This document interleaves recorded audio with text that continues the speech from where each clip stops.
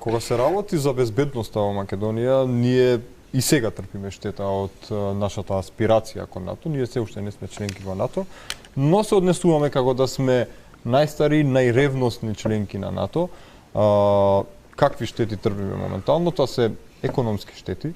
Односно, ние одвојуваме нашиот буџет за одбрана токму како резултат на нашето членство во НАТО расте и тоа енормно расте.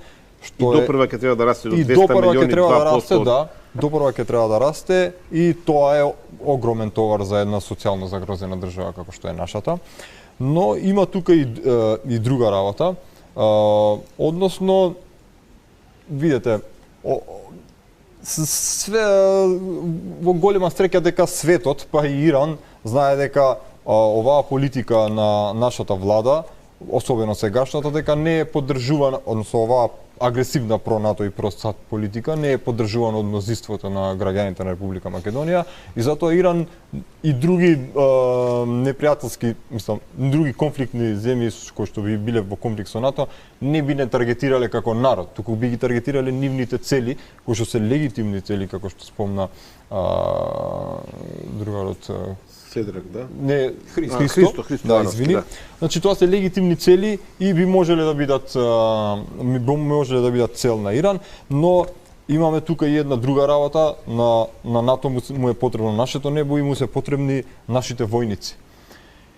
Нашите војници се социјална класа, ниска класа во Македонија и тие во очај за подобра материјална состојба прифаќаат да бидат дел од НАТО мисиите за подобра состојба, материјална состојба на нивните семејства и нивните членови од семејствата, на нивните блиски, прифаќаат да бидат дел од мисиите на НАТО надвор и тоа ги става во директна опасност.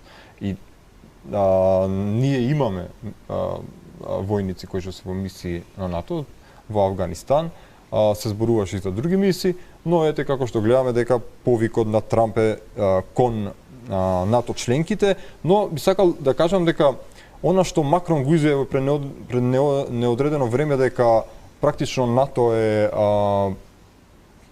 во клиничка смрт, да, токму сега со оваа ескалација помеѓу конфликтот и Иран се докаже и практично дека НАТО е во клиничка смрт, односно НАТО е под целосна контрола од САД, постарите членки и развиените демократии, би кажал, од Запад не учествуваат во овие екзибиции на САД.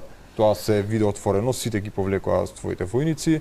И затоа денеска Трамп ги повика директно. Да, дури Велика Британија најблизкиот партнер воен на САД. Ги повикна директно и мислам дека веднаш се одзва, а тоа беше Дане Талевски, не знам во кое својство, се одзва на повикот, што мислам дека изгледаше смешно се.